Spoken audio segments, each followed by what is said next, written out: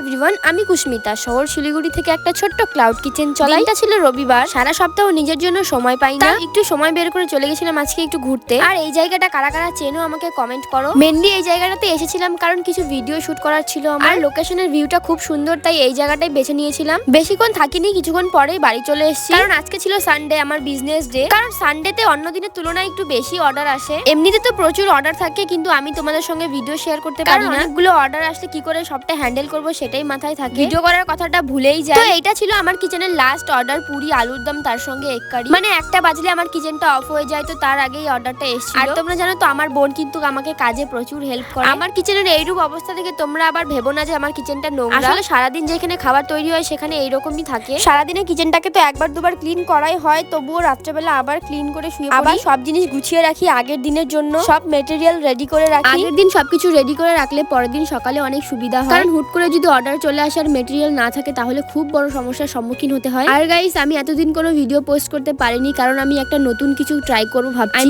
একটা দোকান করার চেষ্টা করছি, তাই সেটা নিয়ে একটু কাজ করছি, একটু বিজি আছি। তোমাদের কাছে সবটাই আস্তে আস্তে শেয়ার করব। আজকে লাস্ট অর্ডারটা দিয়ে কিচেন অফ করে দিলাম। আজকের জন্য এতটুকুই।